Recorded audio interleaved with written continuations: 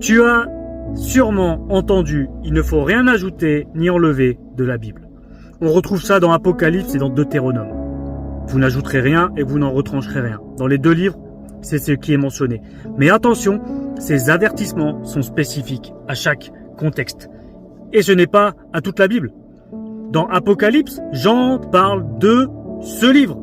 Il dit ce livre, c'est-à-dire son livre prophétique, ce qu'il a reçu de la part de Dieu. L'avertissement protège sa vision. Ne rien ajouter, ne rien retrancher. C'est spécifique à l'Apocalypse, pas à toute la Bible. Dans Deutéronome, Moïse dit la même chose, mais pour la loi et les commandements donnés à Israël. Encore une fois, il s'agit d'un contexte précis. Protéger la loi, pas fermer toute possibilité de révélation de Dieu. Aujourd'hui, beaucoup disent parler au nom de Dieu, mais pas tout est vrai. Sois vigilant, protège ton cœur et ton esprit pour ne pas tomber dans de fausses doctrines. Est-ce que Dieu a arrêté de parler après la Bible ou la loi de Moïse? Non. Tu sais, la parole écrite, c'est la Bible. C'est ton et mon fondement. Mais la parole vivante, voilà ce qu'il faut voir. La parole vivante. Dieu qui agit dans ta vie par son esprit. Ton témoignage, ce n'est pas écrire une nouvelle Bible, mais une preuve que Dieu agit encore.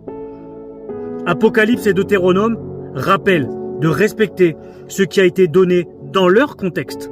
Mais Dieu parle encore aujourd'hui. Lis la Bible avec les yeux de l'esprit.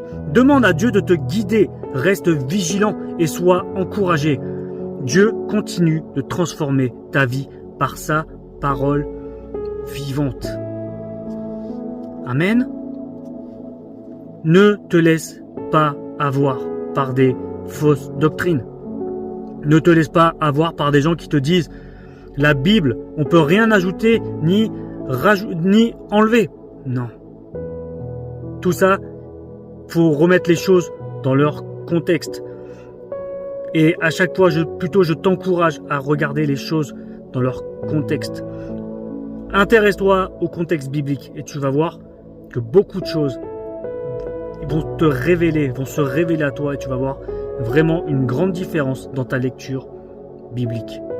Que Dieu te bénisse, c'était ton frère Grégory, un frère en Christ parmi tant d'autres.